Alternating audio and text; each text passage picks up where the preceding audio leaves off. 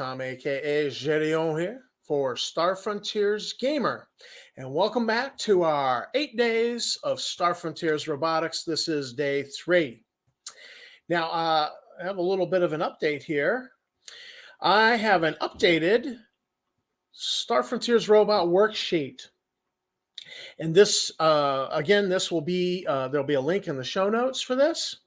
And originally we did this and all of these rows just had space, like these narrow ones up here, because as a PDF, you most likely can just start entering into those spaces information and it'll expand the space.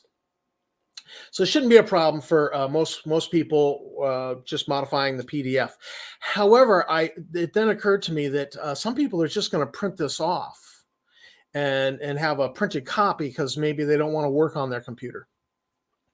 So I went in and modified it and opened up these spaces, widened the column for the robot, and narrowed the column for the cost, just to make this much more utilitarian for those who are going to print it off and use the worksheet. I left a space for notes, for idiosyncrasies, because these are things I write in. There's space for the mission, but you will have to flip it over and write the functions on the back. But again, this is just a worksheet, and there you go. So this will be in the show notes, and don't forget to click on it and save it to your computer, because it'll be handy if you're ever having to work up your own Star Frontiers robot. So today,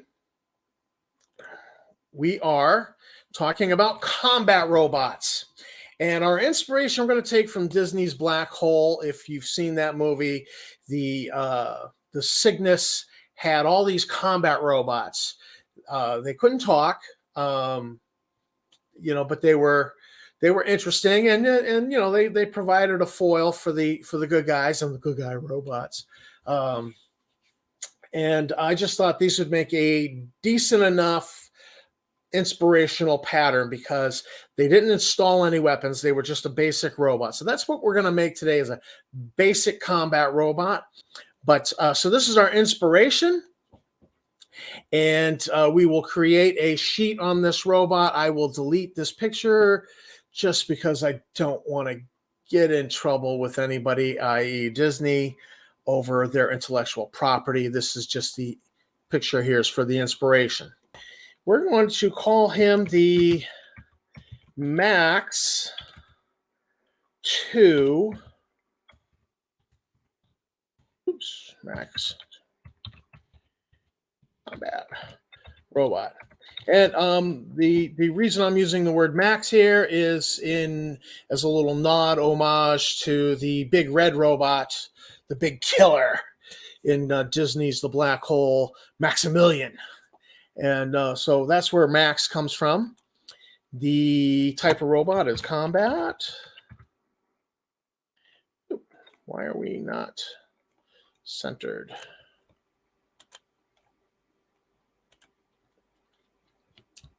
Manufacturer will be Maximilian.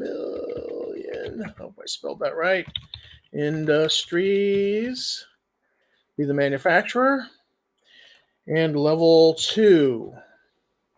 So level 2, that's a very cheap robot processor. It's 500 credits. Body type will be standard.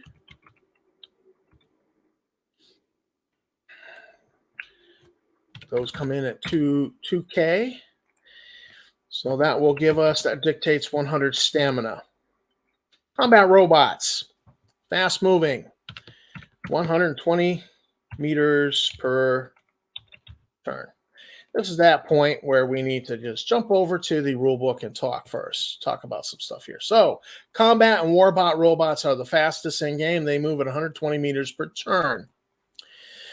So again, going to reiterate, standard robot cost table. Well, you've got to ignore this. This is just a ballpark number of what a robot costs. Do not start with this in your pricing. So again, level 2 robot, 5, standard robot 2, and parabattery. His parabattery would be a type 1. It's going to cost us that. So this robot, this is where the prices are. This is where we're taking them from page 41.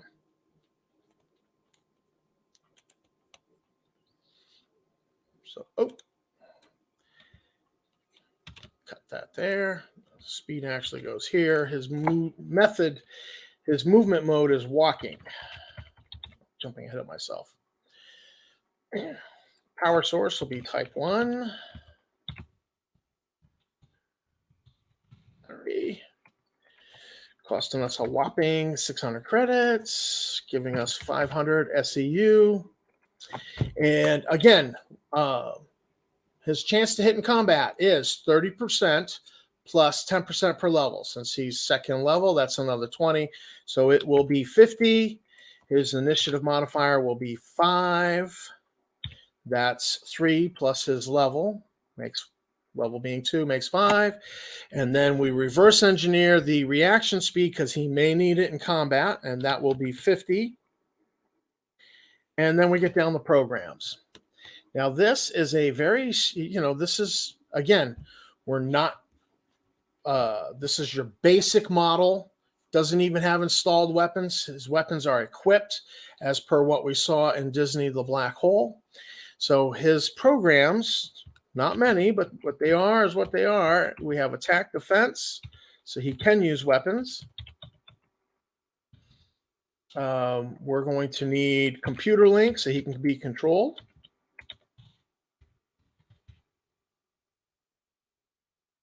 And security lock. Nobody likes you tampering with their robot. Security. And we're going to give him what I'm going to call a tactics program. And the tactics program, we're going to assign a cost of 500. It's just the tactics program explains military operations. What an objective is, the basic tactics of military operations. So that'll be a 500 credit. So attack defense is 1,000. The computer link is 4,000. That's 5. Security locks 500, and tactics pro is 500. So 6,000 credits for the programs. Installed equipment. He needs to be able to communicate to use that computer link. So radio phone has greater range than the Chronicom.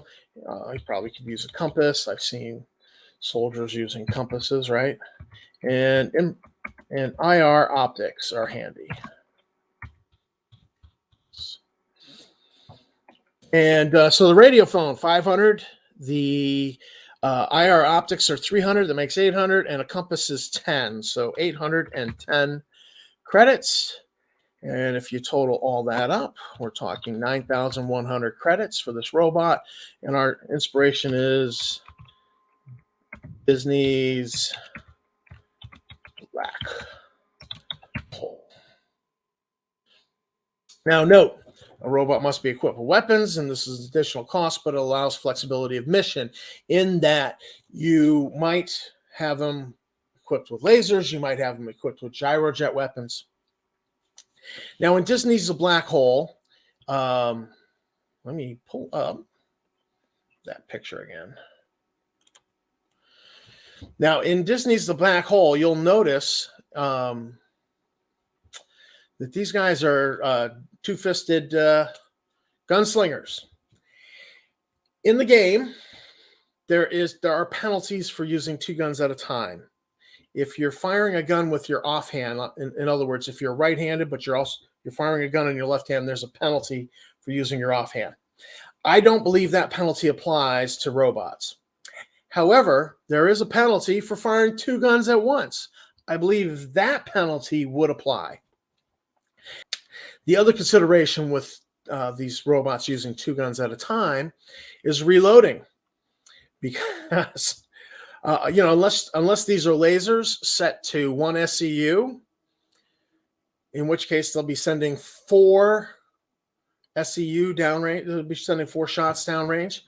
They had 50% chance to hit, so they'll hit with half of them. So they'll be doing 2d10 points of damage per turn on a target. or if you adjust them up to 5 SCU, they're going to drain those lasers in two rounds of combat, because the laser has a rate of fire of 2. So I don't know about the versatility of having 2 weapons, but you could certainly 2 holsters, 2 weapons, maybe make one a laser, one a gyrojet pistol. So, they've got some flexibility of mission. Oh, this target's using an albedo screen. I put my laser away. I draw my gyrojet pistol. So that's how I would handle it. I would not have them firing 2 weapons at a time, because once you expended all your ammo, it takes 1 turn to reload 1 pistol. Therefore, I would interpret the rules to say these robots need 2 whole combat rounds of doing nothing to reload their weapons. And to me, that just seems not what I would have them do. I'd want them reloading as fast as possible and back in the fight. So just addressing the equipped weapons, whatever you do with these combat robots, you're going to equip potentially 2 weapons. You will pay for them. You will pay for them on the side. So here we are back. The tactics program explains objectives, basic tactics to the robot, just so we don't have to outline what an objective is in the functions, because that would be tedious. So the mission is attack or defend objectives assigned by the controller. So number 1, function. The controller is defined by a particular warbot or a particular robotics management program that's allowed to give them orders. They will only accept orders from here. They will not accept orders from a sapient being like a colonel or a major on the battlefield, because they're too stupid to talk. They only receive communication via machine language. 2, they are to request permission of the controller to return to depot. And when either durability or power reaches 5% or less. That happens to be 5 stamina or 25 SCU. So when they're winding down, they're going to run out of power, or they're going to their durability has reached 5 stamina. They will request permission, but permission can be denied.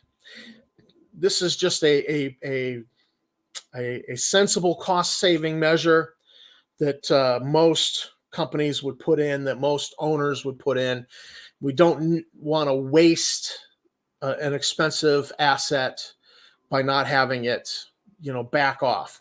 Now, if it's under the control of a warbot, and it'll say to the warbot, hey, I'm at 5 stamina, should I return to depot? That warbot is going to make a decision based off of its appraisal of the situation, and it may deny that. It may, no, stay here and keep shooting.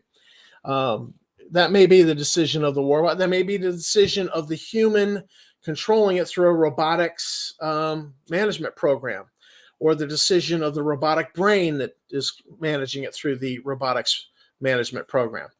And finally, you would need, because depot is mentioned in here in the function, depot needs to be explained.